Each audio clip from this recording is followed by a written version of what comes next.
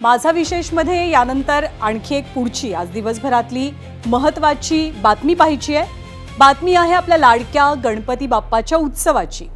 ज्या गणेशोत्सवानं महाराष्ट्राला एकत्र आणलं, ज्या घराघरातल्या गणपतीला लोकमान्य टिळकांनी सार्वजनिक उत्सवाचं रूप दिलं, त्या सार्वजनिक गणेशोत्सवाचं स्वरूप गेल्या काही वर्षांमध्ये मात्र झपाट्यानं बदलताना दिसतंय। पूर्वी गणपती बाप्पाचं आगमन म्हणजे ढोल ताशा, लेझिम, गुलाल आणि भक्तिभाव, पण आता त्यात भर पडली आहे ती भव्य मिरवणुकीची, आकर्षक रोषणाईची, मोठ्या आवाजाची आणि शक्ती प्रदर्शनाची सुद्धा। देखावे भव्य करण्याची मंडळांमध्ये स्पर्धा होतीच, आता बाप्पाच्या आगमन सोहळ्याची भव्यता दाखवण्याची सुद्धा स्पर्धा रंगताना पाहायला मिळते।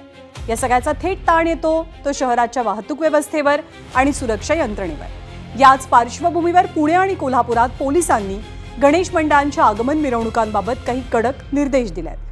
मिरवणुकीचा मार्ग, वेळ, ध्वनिक्षेपक, वाहतूक आणि गर्दीचं नियोजन याबाबत पोलिसांनी नियमांची काटेकोर अंमलबजावणी करण्याची भूमिका घेतली आहे, पण त्यावरनं आता गणेश मंडळं आणि पोलीस आमनेसामने आले।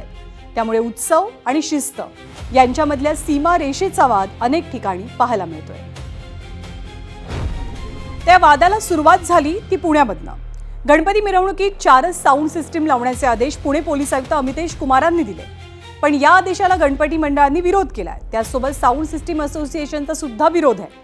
4 साऊंड सिस्टीम लावता येणं टेक्निकली शक्य नाही असं त्यांचं मत आहे। यावरनं तिथे वाद रंगलाय।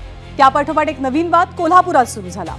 गणेश मंडळ डीजे लावून मिरवणार असतील, नाचणार असतील तर त्यांनी एकाच दिवशी आगमनाची मिरवणूक काढावी। पारंपरिक वाद्यांसह आगमन मिरवणूक काढली तर इतर दिवशी सुद्धा आगमन करू शकता अशी भूमिका कोल्हापूर पोलिसांनी घेतली आहे। त्याला कोल्हापुरातल्या गणेश मंडळांचा विरोध आहे, त्यामुळे तिथे सुद्धा याच मुद्द्यावरनं वाद निर्माण झालाय। तर बाप्पाच्या स्वागतासाठी मंडळांची लगबग सुरू आहे, पण यंदा बाप्पाच्या आगमनाआधीच वादाची ठिणगी पडली आहे। कारण बाप्पाचं आगमन जितकं भव्य तितकाच सुरक्षा यंत्रणांवरचा ताणही मोठा। मोठमोठ्या मिरवणुका, हजारोंची गर्दी, ढोलताशांचा गजर, वाहतुकीवरती येणारा ताण आणि सुरक्षेची वाढणारी जबाबदारी या सगळ्यामुळे पोलीस प्रशासनानं अनेक ठिकाणी कडक भूमिका घेतली आहे, पण बऱ्याच ठिकाणी मंडळांचा या नियमांना विरोध सुद्धा होतोय।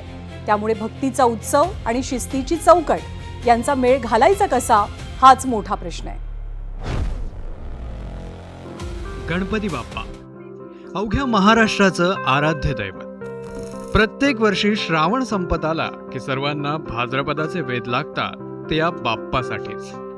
यंदा 14 सप्टेंबरला गणेशोत्सवाला सुरुवात होते। त्यासाठी सार्वजनिक मंडळांच्या बाप्पांचं आगमन आता सुरू झालंय, पण आगमन सोहळा अतिदिमाखदार करण्याच्या अट्टहासामुळे गणेशोत्सवाला आता वादाची आणि अपघाताची किनार लाभते।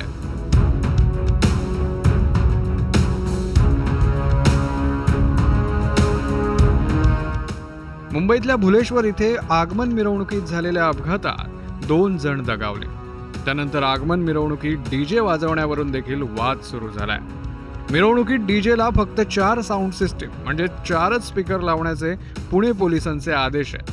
त्यावरून पोलीस, गणेश मंडळ आणि साऊंड सिस्टीम व्यावसायिक यांच्यात वाद सुरू झाले आहेत। या पाठोपाठ आता सर्व आगमन सोहळे एकाच दिवशी करण्याचे आदेश कोल्हापूर पोलिसांनी दिले आहेत। त्यावरून नव्या वादाला तोंड फुटलंय। दिमाखदार आणि सर्वात भव्य असा आगमन सोहळा करण्याच्या मंडळाच्या हट्टामुळे पोलीस प्रशासनाला हे निर्णय घ्यावे लागतात। जे आगमन मिरवणूक आहेत, आगमनाच्या दिवशीच ज्यांना मिरवणुका काढायच्या आहेत त्यांनी पारंपरिक वाद्यांसह काढाव्यात असं आमचं एक आवाहन राहील। आणि मिरवणुकामध्ये कोणत्याही पद्धतीचा डॉल्बीचा वापर करण्यात येऊ नये। गणेशोत्सव हा केवळ महाराष्ट्रापुरता मर्यादित नाहीये, तर त्याची देशभर आणि जगभरात उत्सुकता असते। पण महाराष्ट्रात त्याचं मूळ स्वरूप बदलू लागलंय। त्यात भक्तीपेक्षा दिखावा, दिमाखदारपणा आणि अतिभव्यतेला महत्त्व दिलं जात आहे। यातूनच श्री गणेशाचं आगमन हा एक इव्हेंट झालाय, असा इव्हेंट जो काही वर्षांपूर्वी नव्हता। त्यामुळेच कोल्हापूरमध्ये पोलिसांना मोठा निर्णय घ्यावा लागलाय। यावर स्थानिक गणेशोत्सव मंडळांनी तीव्र रोष व्यक्त केलाय। तुम्ही एखादा निर्णय घेणार आहे तर त्याची चर्चा करा, त्याचे प्रॉब्लेम आम्ही तुम्हाला सांगतो अडचणी काय आहेत। तुम्ही डायरेक्ट निर्णय घेतल्यावर आम्ही बोलणार कधी तुमच्याशी? कोल्हापुरात जवळजवळ 1500 ते 2000 मंडळ आहेत। त्या मंडळांनी मला सांगा, जर एकाच रोडला जर तुम्ही लागला की तो सगळा ताण प्रशासनावर देणार आहे।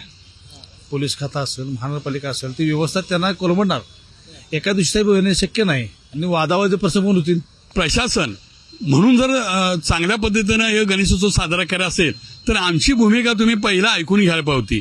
का काढताय तुम्ही, आणि मग त्यातून समुपचार केला असता, समुपदेशन केलं असतं, आणि मग तुमचा निर्णय लादला असला तरी सुद्धा आम्ही एक वेळ निम्म सहन करू. गणराज हे लाडकं आणि उत्साहाचं दैवत आहे, त्यामुळे त्याचा उत्सव हा उत्साहातच केला जातो.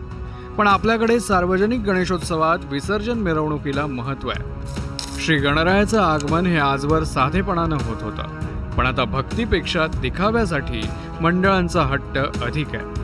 त्यामुळे आगमन सोहळे देखील भव्य होऊ लागले आहेत. त्याचा सुरक्षा यंत्रणा, पोलीस आणि प्रशासनावर नाहक ताण येतो. सर्वसामान्य वेठीस धरले जातात, हेही मंडळांनी समजून घेण्याची गरज आहे. ब्युरो रिपोर्ट, ABP माझा. खरं तर बाप्पाचं आगमन दिमागदार असण्यापेक्षा निर्विघ्न असणं अधिक महत्त्वाचं. बाप्पाच्या स्वागताचा गजर मोठा असण्यापेक्षा त्या गजरानंतर प्रत्येक घरातला आनंद कायम राहणं हे जास्त महत्त्वाचं. म्हणूनच यंदा गणरायाचं स्वागत भव्यतेच्या स्पर्धेतून नाही, तर भक्ती, शिस्त आणि जबाबदारीच्या संयमातनं होणं हाच खरा बाप्पाचा उत्सव ठरेल.